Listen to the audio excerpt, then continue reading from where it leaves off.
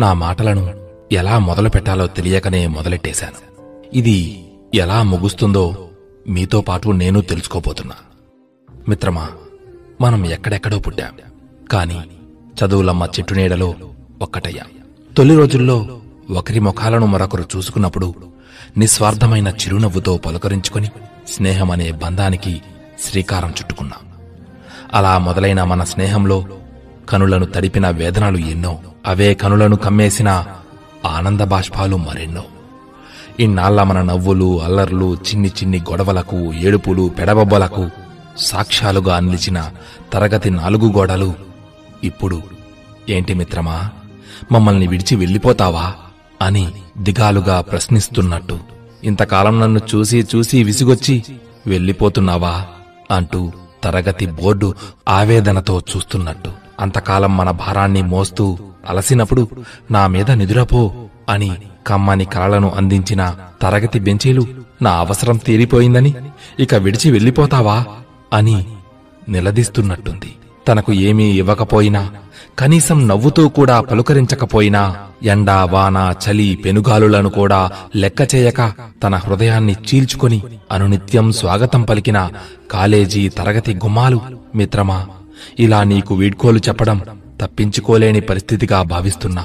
కాని మళ్లీ నువ్వు వస్తావని నా హృదయాన్ని ఇలాగే తెరచి ఉంచుతాను అని కన్నీరు కారుస్తున్నట్టు, ఆవేశంలో అపార్థాలు చేసుకుని దూరమై మళ్లీ దగ్గరై నిజమైన స్నేహంలోని మధురిమలు చూసిన మనమంతా ఇలా మళ్లీ కలిసి చదువుకునే రోజులు తిరిగి రావని తలచుకుంటే తెలియని వేదన. ఏంటి ఈ జీవితం, ఇంతకాలం లేనిది ఏమిటి నేడు ఈ బాధ అని ఎవరిని వివరణ అడగాలో తెలియని అయోమయం.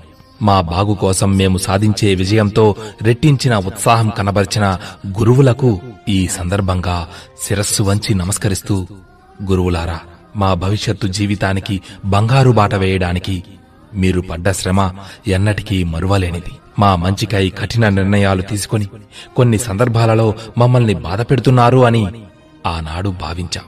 కాని అవన్నీ మా జీవితాన్ని అద్భుతంగా మలచడం కోసమేనని నేడు తెలుసుకున్నాం.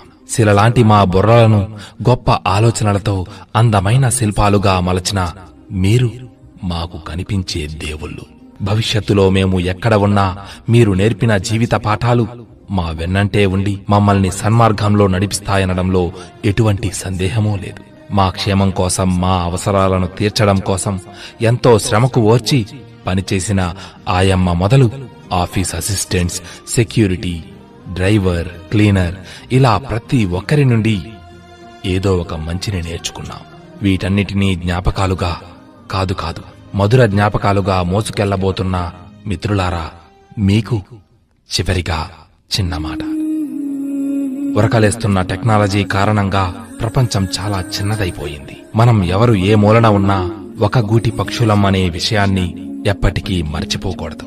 భవిష్యత్తులో మనం ఎవరు ఏ స్థాయిలో ఎక్కడ ఉన్నా ఒకరికి ఒకరు అందుబాటులో ఉంటూ చేయూతను ఇచ్చుకుంటూ సమాజానికి పనికొచ్చే మంచి పనులను చేసి మన ఆలయానికి, అదే మన విద్యాలయానికి గర్వకారణంగా నిలుస్తామని ఆశిస్తూ, ఇంకా ఏదో చెప్పాలని ఉన్నా చెప్పలేకున్నా ఇక సెలవు. ఇట్లు ఎక్కడ ఉన్నా ఏం చేస్తున్నా అనునిత్యం నీ సంతోషాన్ని కోరుకునే నీ నేస్తం.